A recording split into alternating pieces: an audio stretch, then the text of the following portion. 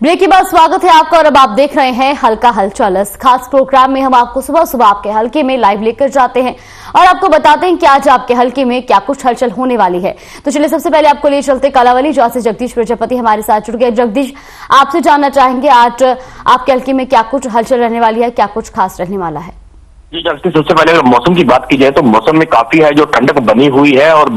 जो छोटे स्कूली बच्चे हैं उनको स्कूल जाने में सुबह सुबह काफी परेशानी जो देखने को मिलती है। अभिभावकों की ओर से बार बार मांग की जाती है कि स्कूल का टाइमिंग चेंज होना चाहिए, बल्कि सरकार की ओर से एक दिसंबर का जो है लेटर तो जारी कर दिए गए हैं, लेकिन उससे पहले जो ठंड है बढ़ चुकी है। अब आपको की मांग है कि कुछ समय के लिए पहले 1-2 दिन पहले ही कर देना चाहिए था। दूसरी ओर बात की जाए किसानों की ओर से मिसाल यात्रा जो है जो निकाली जा रही है वह कल इलाहाबाद में थी और आज कालावली हल्का में है जो प्रवेश करेगी और किसानों का जो जगाने का काम है वह उनकी ओर से किया जाएगा। तीसरी अगर राजनीतिक हलचल की बात करें तो बिजली मंत्री है जो सिरसा में रहेंगे और कालावली के विधायक अगर शीशपाल केरवाला की बात की जाए तो वह कालावली में जो जिला परिषद के मेंबर उनके जीते हैं, जो आजाद प्रत्याशी जीते हैं उनसे मुलाकात करेंगे और उनको अपनी पार्टी में ज्वाइन कराने का जो काम है वह किया जाएगा। वहीं अगर बात की जाए भाजपा प्रत्याशी पूर्व में विधायक बलकौर सिंह की, जो दैवा कालावली हल्का में अपना डेरा जमाए हुए हैं और काफी समय से जो आजाद प्रत्याशी हैं, जो बीजेपी के प्रत्याशी हैं, उनसे मुलाकात कर रहे हैं और लोगों को आने वाले चुनाव के लिए जो सरपंच और पंच जीते हैं उनको अपनी पार्टी में शामिल करने का दौर है उनकी ओर से जारी है। कहीं ना कहीं सरपंच पंचों को वह भाजपा पार्टी में ज्वाइन करवाने का काम किया जा रहा है। भाई अगर जागृति की बात की सबसे बड़ी अगर कालावली की बात की जाए तो कालावली में एक बात देखने को मिली है कि हर्ष फायरिंग का मामले दिन प्रतिदिन बढ़ रहे हैं, क्योंकि आचार संहिता के चलते हमने कल भी देखा कि सोशल मीडिया पे वीडियो वायरल हुआ था जो गांव बप्पा का था। आचार संहिता के चलते सिरसा के पुलिस कप्तान डॉक्टर आरपी जैन की ओर से सख्त निर्देश दिए गए थे कि असला धारकों का अपना असला जमा करवाना चाहिए। कहीं ना कहीं पुलिस अधिकारियों, जो कर्मचारियों की जिनकी ड्यूटी लगी थी उनकी ड्यूटी में कहीं ना कहीं कमी जरूर है, क्योंकि जो असला धारकों ने असला जमा करवाना था उनके असला जमा क्यों नहीं करवाया गया, जबकि सरकार के पास सारे पुलिस के पास अगर बात की जाए तो सारे आंकड़े होते हैं कि किस व्यक्ति का एड्रेस, किस व्यक्ति के आधार कार्ड असला जो बना हुआ है और उसके क्या आधार कार्ड है और क्या उसके मोबाइल नंबर है, जबकि बार बार उनको कॉल करनी चाहिए थी, उनको नोट्स भी निकालने चाहिए थे, लेकिन कहीं ना कहीं इस तरह नहीं हुआ। और चुनावी प्रक्रिया के चलते देखा जाए सिरसा जिला की बात करें तो 3 जो हर्ष फायरिंग के मामले वीडियो जो बनकर सामने आए हैं, ऐसे ही हमारे पास सूचना आ रही है कि कई गाँव में अगर बात की जाए कई गाँव में ऐसा हुआ कि वीडियो तो नहीं बनी लेकिन फायरिंग के जो मामले जरूर देखने को मिले। वहीं ग्राम गदराना की बात करें तो ग्राम गदराना में भी चुनाव के दिन अवैध असला के साथ, जिंदा कारतूसों के साथ 21-22 युवकों को पकड़ा गया। अगर पुलिस प्रशासन चुनाव के चलते इतना ढीला रवैया था तो ये ढीला रवैया हम यूं कहेंगे, क्योंकि अगर चुनाव के समय में असलाधारक युवक चुनाव वाली जगह पर पहुंच जाते हैं कहीं ना कहीं बड़ी जो घटना घट सकती थी, लेकिन पुलिस कप्तान की ओर से उन पर खास निगरानी बनाई हुई थी और पुलिस कप्तान की टीम ने खुद जाकर उन लोगों को गिरफ्तार किया। कहीं ना कहीं पुलिस को सचेत होने की जरूरत है, क्योंकि आचार संहिता के चलते भी है जो असला जमा नहीं कराया जा रहा है। जी जागृति जी, लाजपत से आपसे भी जानना चाहेंगे। लाजपत, क्या कुछ जानकारी मिल रही है सोनीपत में, किस तरह की हलचल देखने को मिल रही है? जगदीश, आपसे आगे ये भी जानना चाहेंगे, जहां पूरे प्रदेश भर में एमबीबीएस छात्र छात्राओं का जो है प्रदर्शन देखने को मिल रहा है, उनका रोष देखने को मिल रहा है, उसे लेकर क्या कुछ जानकारी मिल रही है? क्या कालावली में भी इस तरह की जो है तस्वीरें सामने आई हैं? जी बिल्कुल, अगर कालावली और पूरा सिरसा जिला की बात करूं तो डॉक्टर एमबीबीएस जो छात्र हैं उनकी ओर से बिल्कुल स्ट्राइक में जो शामिल हुए हैं और जो एमबीबीएस डॉक्टर है उन्होंने जो सर्जरी वगैरह है उनकी जो करने के लिए मना कर दिया है, लेकिन इमरजेंसी जो ओपीडी है वह जरूर जारी रहेगी। कहीं ना कहीं एमबीबीएस के छात्र और अगर कहें डॉक्टरों में काफी रोष है जो देखने को मिल रहा है सरकार की नीतियों को लेकर। उनकी ओर से कहा जा रहा है कि सरकार को अपनी नीतियों में कहीं ना कहीं बदलाव किया जाना चाहिए। जी जागृति जी, सोनीपत से लाजपत भी हमारे साथ जुड़े हुए हैं। लाजपत, आपसे भी जानना चाहेंगे सोनीपत में क्या कुछ हलचल देखने को मिलेगी, क्या कुछ खास आज वहां रहने वाला है?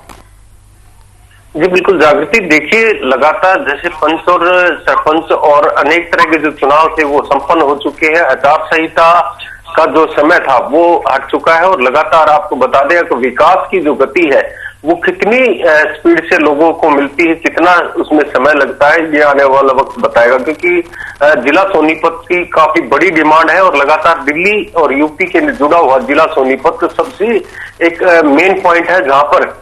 देश विदेश के जो बच्चे हैं शिक्षा प्राप्त करने आए हुए हैं। अलग अलग राज्य के जो लोग मजदूर और मजबूर हैं जो रोजी रोटी के लिए फैक्ट्री एरिया में अपना काम करते हैं, व्यापार को देखते हैं, तो काफी बड़ी जो डिमांड है वो यहाँ पर विकास की है, क्योंकि तीनों स्टेट यहाँ पर जुड़ती हैं, नगर पालिका यहाँ पर है, नगर निगम यहाँ पर है,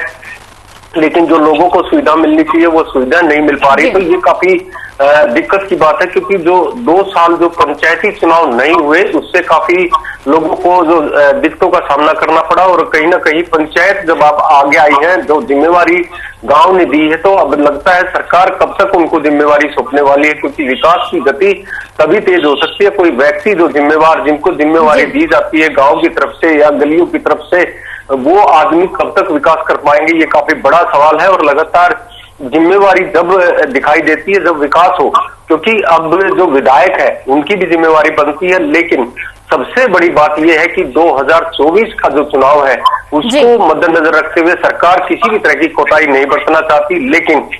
जो 2 साल का जो समय था, सरकारी कर्मचारी वो अपना धर्म नहीं निभा पाए जो उनको धर्म निभाना चाहिए था, क्योंकि जिम्मेवारी बनती है सरकारी कर्मचारी की जो लोगों के लिए सेवा करे और उनका धर्म निभाए और उनको सुख सुविधाएं जो सरकार की योजनाएं होती हैं उन तक पहुंचाए। लेकिन किसी भी तरीके का हमने कोई भी सरकारी कर्मचारी किसी भी विभाग से था, लेकिन हमें उनका कोई भी ऐसा काम नहीं दिखाई दिया जो लोगों तक उनकी राहत मिल पाए, क्योंकि सरकार जो है वो सरकारी कर्मचारियों पर चलती है, लेकिन सरकारी कर्मचारी अपना धर्म नहीं निभाते, इसलिए कहीं ना कहीं देश को काफी इस चीज का सामना करना होता है और लोगों को जो सुख सुविधा मिलनी चाहिए वो नहीं मिल पाती। आपसे ये भी जानना चाहेंगे, पूरे प्रदेश भर में एमबीबीएस छात्र छात्राओं का प्रदर्शन चल रहा है, क्या कुछ स्थिति सोनीपत में बनी हुई है? जी बिल्कुल, देखिए सबसे बड़ी कमी यही है कि जो हमारे बच्चे जो शिक्षा प्राप्त करना चाहते हैं और देश विदेशों से अलग अलग देशों में जाते हैं, ये हमारे लिए काफी बड़ी बात है, क्योंकि जो बच्चे जैसे डॉक्टर का जो कोर्स करते हैं वो दूसरे देशों में कोर्स कर हमारे इंडिया के अंदर आते हैं और अपना काम करना चाहते हैं, तो इसकी भी काफी प्रावधान है। लेकिन सबसे बड़ी बात ये भी है कि जो गरीब परिवार होता है वो एमबीबीएस का अगर कोर्स करना चाहे तो उसको कोई राहत नहीं मिलती और वो पीछे रह जाता है। तो सरकार की नीति और नीयत पर भी सवाल उठते हैं, क्योंकि इतना महंगा कोर्स जो है वो नहीं हो पाता, तो जिससे कहीं ना कहीं देश के हालात बिगड़ते हैं। हमारी सिर्फ यही अपील है कि शिक्षा, स्वास्थ्य और कानून, ये तीनों पैनल जब तक नहीं जुड़ पाएंगे तब तक देश ऐसे ही जूझता रहेगा, क्योंकि डॉक्टर जैसे लगातार हड़ताल पर है तो काफी बड़ी दुख की बात है, क्योंकि जो मरीज है